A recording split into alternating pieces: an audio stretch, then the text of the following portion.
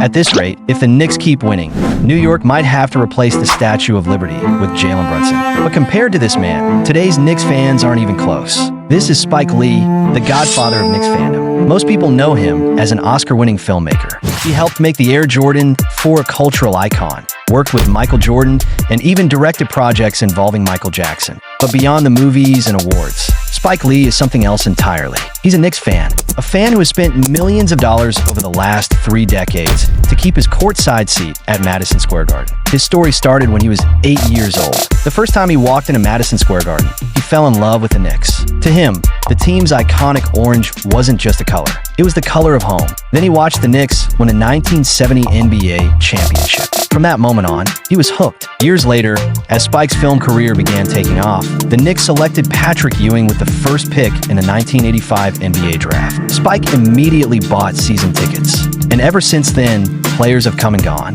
But Spike Lee has remained. Of course, spending money wasn't what made him famous. It was his trash talk. Every game, Spike acted like the Knicks' unofficial sixth man. He cheered for his team and constantly got into the heads of opposing players. Michael Jordan heard it. LeBron James heard it. Stephen Curry heard it. Nobody was safe, but no rivalry was bigger than the one with Reggie Miller. The 1994 Eastern Conference Finals. Game 5. The Knicks led the Pacers by 12 entering the fourth quarter. The game looked finished. Meanwhile, Spike had spent the entire night talking trash to Miller from his courtside seat. Instead of rattling him, he motivated him. What happened next became NBA history.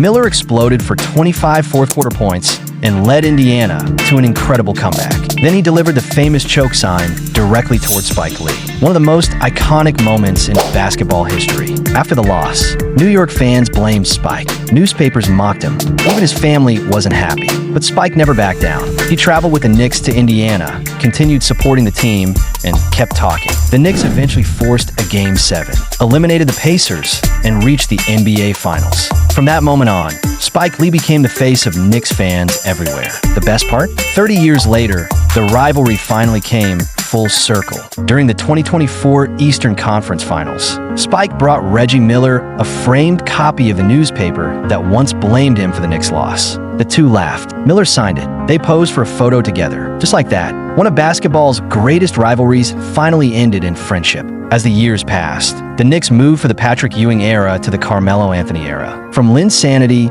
to years of disappointment. And now, back to championship dreams. The players changed. The era's changed. But one thing never did. The man in orange. The white framed glasses. The familiar courtside seat at Madison Square Garden. Spike Lee, still cheering, still believing, still waiting. The Knicks haven't won a championship in decades. Spike Lee is now 70 years old. Maybe this year, he and the team he's loved his entire life will finally share one more unforgettable moment. A moment with the Larry O'Brien Trophy.